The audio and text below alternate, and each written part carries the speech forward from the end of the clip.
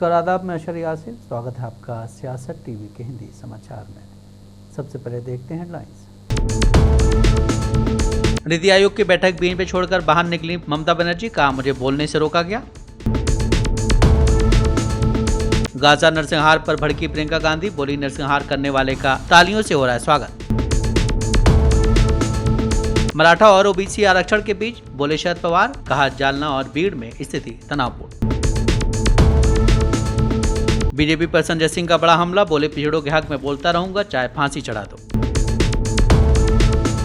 क्या सीएम योगी की जाएगी कुर्सी, केशव और ब्रजेश पाठक से खटास के बीच सामने आया संजय निषाद का बयान।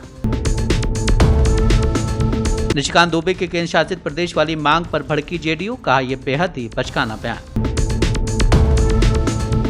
क्या फिर पाला बदलने वाले नीतीश कुमार, नीति आयोग की बैठक में न पहुंचने के बाद लगने लगे कयास। अब समाचार विस्तार से। दिल्ली में नीति आयोग की बैठक चल रही है। वैसे तो विपक्ष के ज़्यादातर नेता इस बैठक में शामिल नहीं हुए, लेकिन पश्चिम बंगाल की मुख्यमंत्री ममता बनर्जी इस बैठक में शामिल होने पहुंची थी, लेकिन वो बैठक बीच में छोड़कर ही बाहर आ गई। सीएम बनर्जी का कहना है कि मीटिंग के दौरान उनको बोलने से रोक दिया गया। 5 मिनट बोलने के बाद ही उनको चुप करवा दिया गया। इस बात से नाराज ममता ने बैठक बीच में ही छोड़ दी है।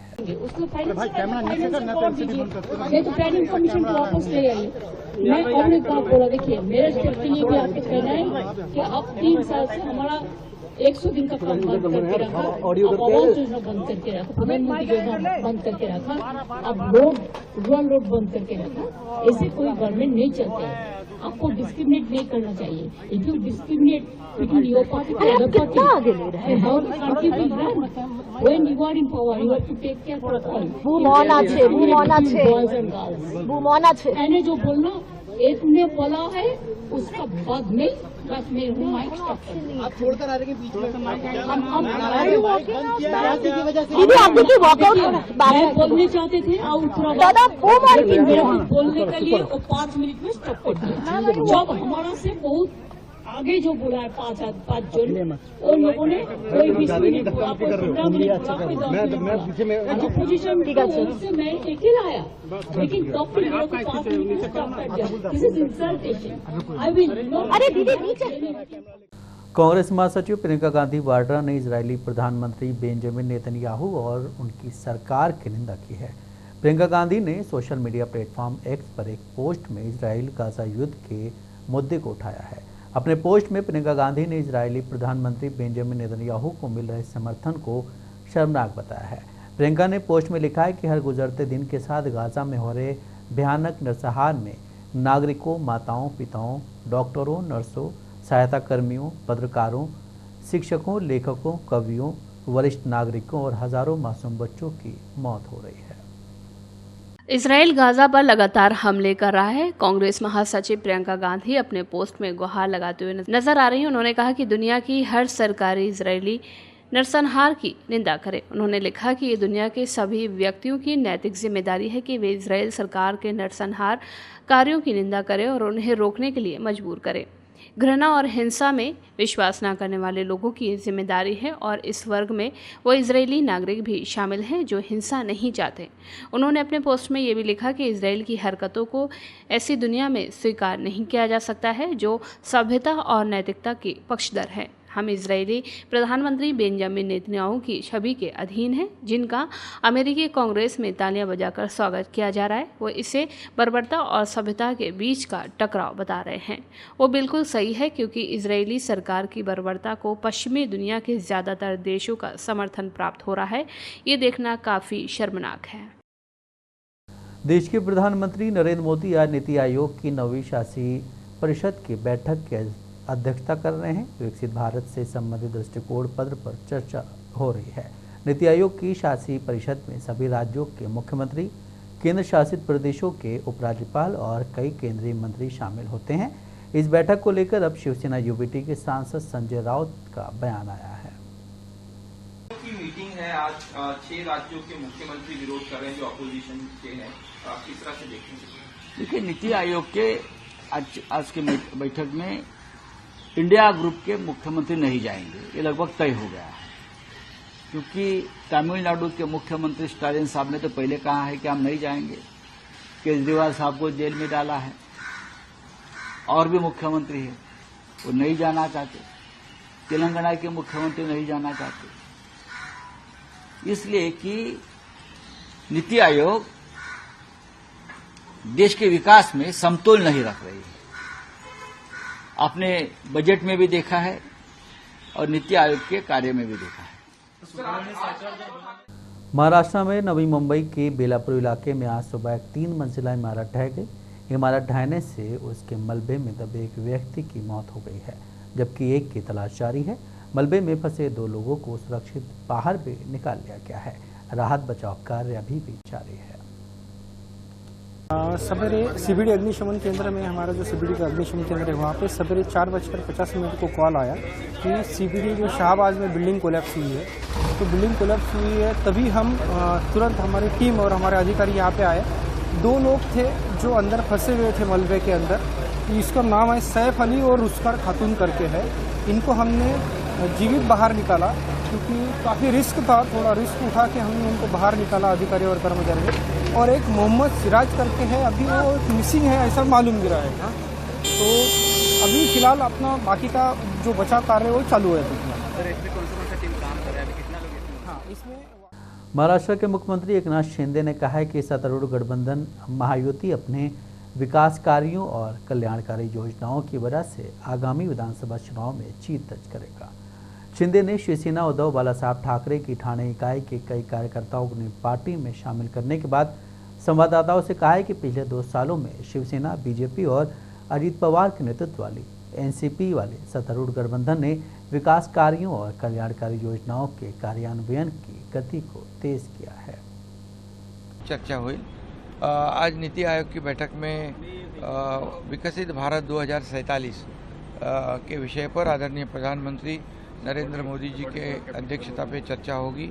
महाराष्ट्र के विकास के बारे में भी चर्चा होगी, केंद्र सरकार के सहयोग के बारे में चर्चा होगी और 2047 में विकसित भारत बनाने के लिए, देश को आर्थिक महासत्ता बनाने के लिए जो सपना आदरणीय मोदी जी ने लिया है, उसको पूरक हमारा महाराष्ट्र राज्य काम कर रहा है। निश्चित रूप से उनके $5 ट्रिलियन के लिए सपने के लिए $1 ट्रिलियन का जो महाराष्ट्र का गोल है वो भी अचीव करने के लिए हमारी सरकार काम करे। बड़े पैमाने पे इंफ्रा प्रोजेक्ट महाराष्ट्र में विकास और कल्याण, ये 2। आम आदमी पार्टी सांसद संजय सिंह ने आज बीजेपी पर निशाना साधते हुए कहा है कि बीजेपी दलितों, पिछड़ों, आदिवासियों, अल्पसंख्यकों, मुसलमानों, ईसाइयों, सिखों के खिलाफ है और अगर ये ओबीसी आरक्षण बिल आया है और बीजेपी की मंशा साफ है तो उन्हें बिल पास करना चाहिए। देश के पिछड़े वर्ग के लोगों के हित में है और हम इस बिल का एक बार नहीं बल्कि 1000 बार समर्थन करेंगे।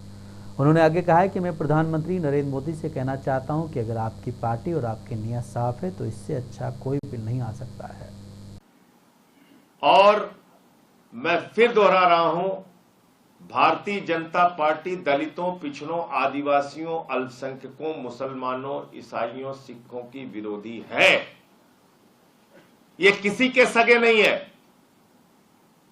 और अगर ये ओबीसी का आरक्षण बिल आया है और भारतीय जनता पार्टी की नीयत साफ है तो इस बिल के वो पास करें।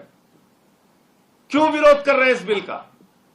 अगर बीजेपी की नीयत ठीक है, आप हमको जेल में भेजना चाहते हैं भेजिए, फांसी चढ़ाना चाहते हैं चढ़ाइए, लाठी चलाना चाहते हैं चलाइए, लेकिन ये बिल देश के पिछड़े वर्ग के लोगों के हित में है और इस बिल का समर्थन एक नहीं 1000 बार करेंगे। और हमारे किसी भी साथी सांसद को, भाजपाइयों को कान खोलकर सुन लेना चाहिए।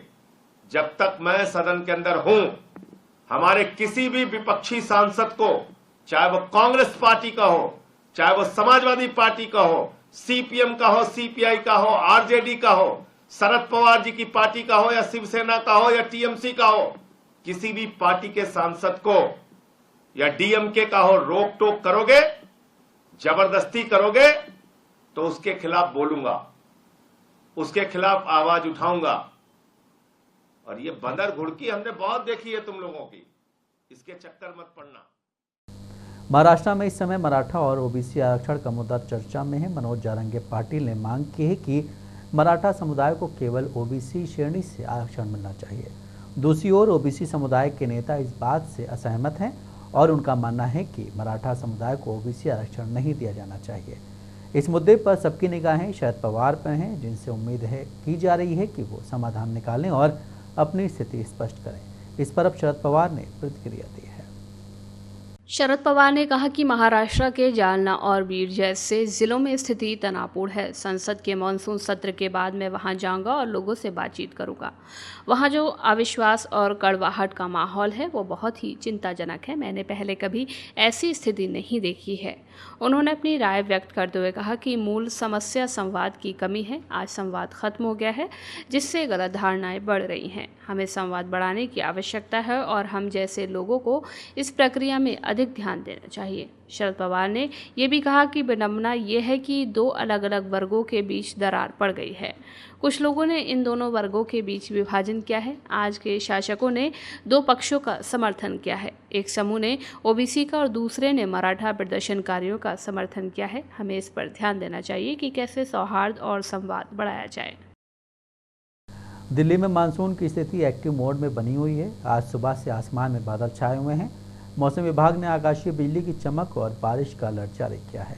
आईएमडी के मुताबिक ये वीकेंड बारिश भरा हो सकता है, यानी अगर आप कहीं घूमने का प्लान बना रहे हैं तो अपने साथ बारिश से बचने का सामान जरूर रखें। ऐसा ही कुछ मौसम एनसीआर का भी रहने वाला है। सोमवार से बारिश का सिलसिला थम सकता है। पिछले 2 दिन से दिल्ली में बारिश होने से लोगों को राहत तो मिली है, लेकिन उमस भरी गर्मी से छुटकारा नहीं मिल पा रहा। शुक्रवार को सुबह हुई झमाझम बारिश के बाद दोपहर में लोगों के पसीने छूट गए। वहीं रात में हवा चलने से लोगों ने चैन की सांस ली। मौसम विभाग की माने तो आज दिल्ली का अधिकतम तापमान 34 डिग्री सेल्सियस और न्यूनतम 26 डिग्री सेल्सियस रहने की उम्मीद है। एनसीआर में नोएडा का अधिकतम तापमान 35 और न्यूनतम 27 और गाजियाबाद का अधिकतम तापमान 34 वहीं न्यूनतम तापमान 26 रहेगा। मानसून के सक्रिय होने से यूपी में झमाझम बारिश हो रही है। खासकर पश्चिमी उत्तर प्रदेश में बारिश जमकर हो रही है। आगरा, एटा, कासगंज, बरेली, बदायूं, पीलीभीत, बागपत, मुजफ्फरनगर समेत कई जिलों में शुक्रवार से बारिश हो रही है। मौसम विभाग ने प्रदेश के कई इलाकों में आकाशीय बिजली गिरने की संभावना जताई है। उत्तराखंड में बारिश अब आफत बनती जा रही है। कई दिनों से पहाड़ों पर हो रही बारिश से भूस्खलन हो रहे हैं। मौसम विभाग ने देहरादून जिले के लिए ऑरेंज अलर्ट जारी किया है, जिसे देखते हुए सभी स्कूलों की छुट्टी कर दी गई है। दिल्ली भाजपा अध्यक्ष वीरेंद्र सचदेवा ने कहा है कि हर साल मानसून से पहले नालों की सफाई का काम किया जाता है, चाहे वो 18 बड़े नाले हों या अन्य छोटे नाले, जिनकी कुल संख्या लगभग 700 है। लेकिन ये देखकर हैरानी होती है कि इस साल ज़्यादातर नालों की सफाई नहीं की गई है। सचदेवा ने आगे कहा है कि इस मानसून में दिल्ली को अब तक की सबसे खराब जलभराव संकट का सामना करना पड़ा है। पहले मानसून की शुरुआत में जलभराव होता था और 1-2 बारिशों के बाद ये सीमित हो जाता था। इसमें पानी जमा होता था और फिर कुछ घंटों में साफ हो जाता था, लेकिन आज पानी 10 से 12 घंटे तक जमा रहता है। जो हालात हैं वो बद से बदतर हैं। हम दिल्ली के बाशिंदे, हमने दिल्ली को बढ़ते हुए देखा है।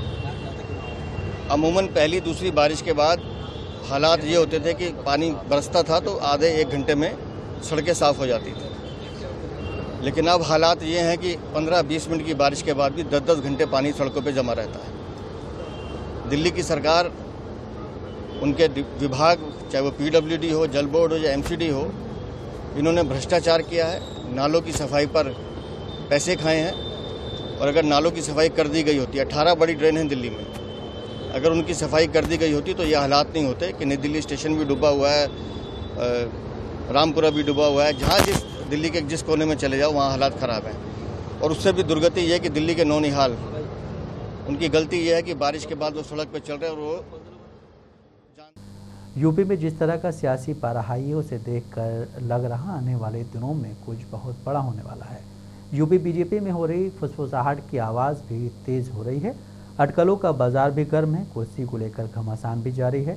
सवाल उठ रहे हैं कि क्या इस बार यूपी के मुख्यमंत्री योगी आदित्यनाथ से उनकी कुर्सी छिन जाएगी। उप मुख्यमंत्री केशव प्रसाद मौर्य के सुर भी बदले हुए हैं। एक ही राज्य में अपनी ही पार्टी में सीएम और डिप्टी सीएम के बीच पैदा हो रही दूरियां बहुत कुछ कह रही हैं। जहां हर तरफ सीएम योगी घिरते हुए नजर आ रहे हैं। इन तमाम अटकलों के बीच अब संजय निषाद का बड़ा बयान सामने आया है।